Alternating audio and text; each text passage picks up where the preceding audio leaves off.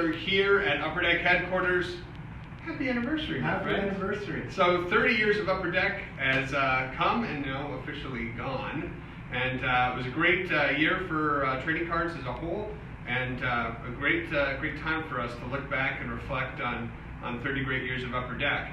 And we have a special event we're going to be doing here today to celebrate that with some very lucky collectors. But Paul, 30 years of Upper Deck, what's some of your best memories with it? Well, you know what, Chris, I was thinking about that when you asked me the question, and I actually interned for Upper Deck back in 2011, and we were at our big office space on Sea Otter, and we moved that year to Rutherford. So not only did I see the first place where Upper Deck was born, I helped transition to sort of our second building, and then this year coming back and being at this new building here in Carlsbad. It's a fabulous new office. We're really excited, and it was a good sort of to see the evolution of Upper Deck over those 30 years. I've been a piece of it along the way, so that's been really cool. Yeah.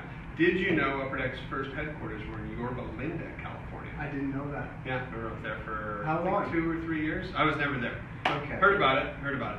But Sea Otter was obviously one of the cooler places to know this facility. How about you? What's your favorite memory? I started working with Upper Deck, like I knew all the cards, from the early, 89, 90, 91, but then, going into college and girls and things like that, I forgot about them. And then when I started coming to work at Upper Deck in 97, I was blown away. There were the 96, 97 SP Inside info cards that were real thick, but you could pull them out, and it had like the stats on the back. I thought those were so cool.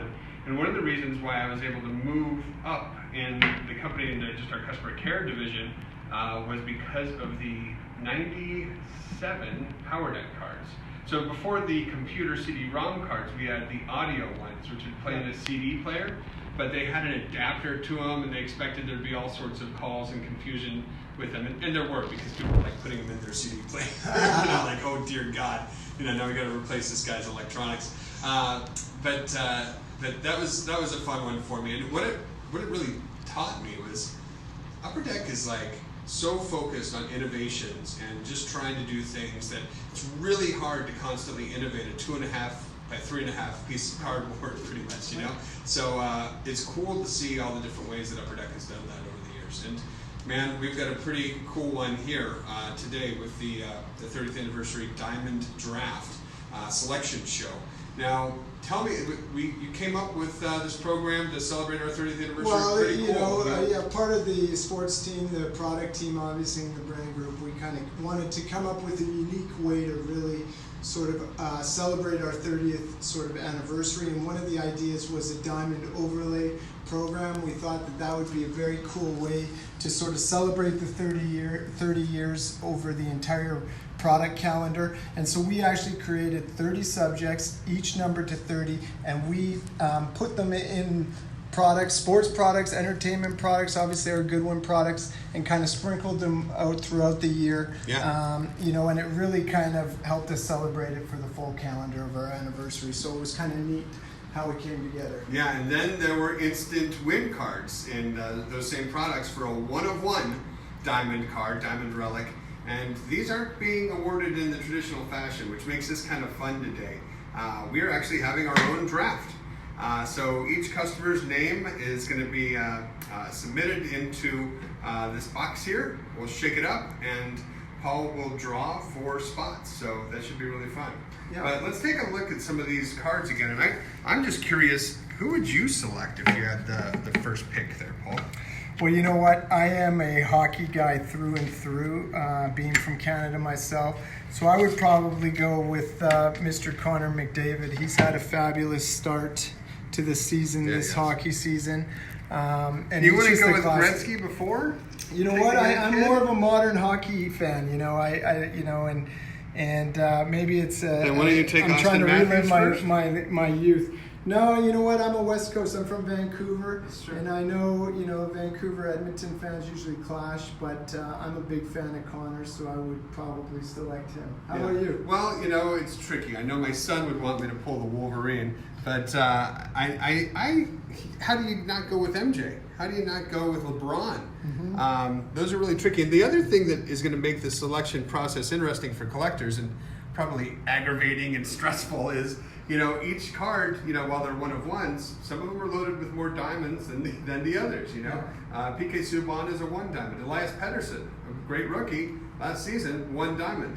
But you got Ovechkin as a 3 diamond. Crosby is a 3 diamond. Maurice the Rocket Richard is a 3 diamond. So you got to kind of factor in the bling aspect of it as well. Sure. It was really, really hard, obviously, figuring out, sort of the subjects and the way the diamonds were going to position, what to give them. So obviously our spokesmen and sort of our key guys.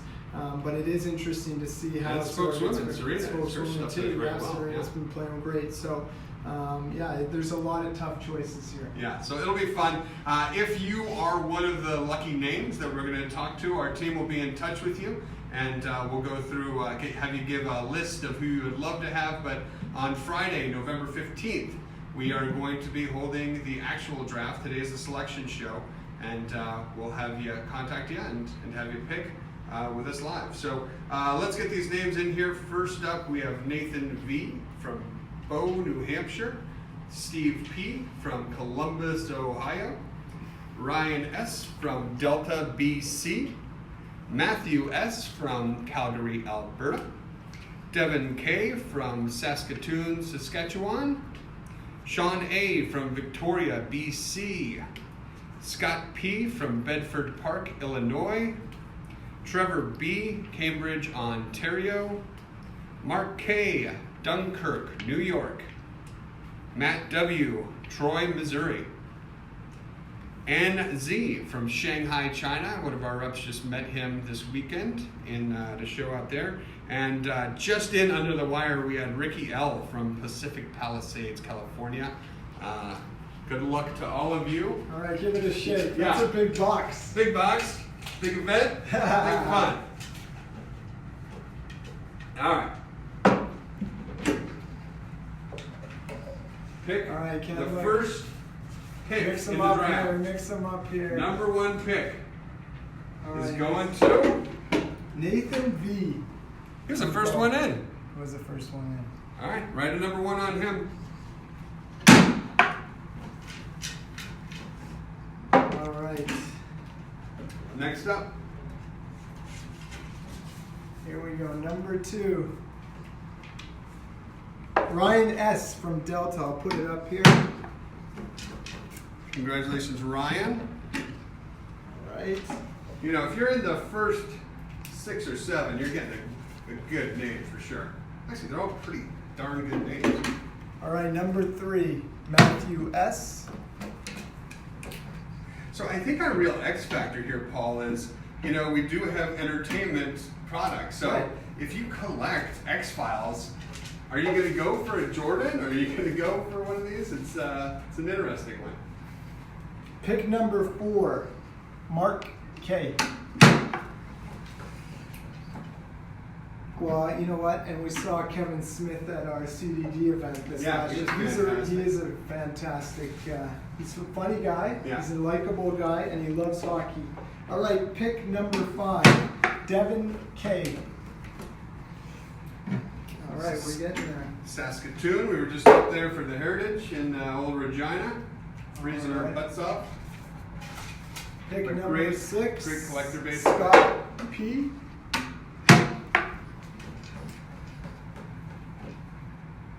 Are your arms getting sore? No. You keep shuffling them around. All right. Pick number 7, On Z from Shanghai. On is going to be hoping that Ben Simmons is still there, I'm guessing. Pick number 8, Sean A from Victoria, BC. So something cool about this, we've got 12 names in here, right? But we've got 30 different cards. Not featured here are Ryan Donato and Pavel Bure. But it's going to be fun because if you're opening any of these products from last season, you could grab one of these. And after the draft, you'll be randomly selected to get one of these cards. Correct. Pulling. All right, at pick number 9, we got Ricky L.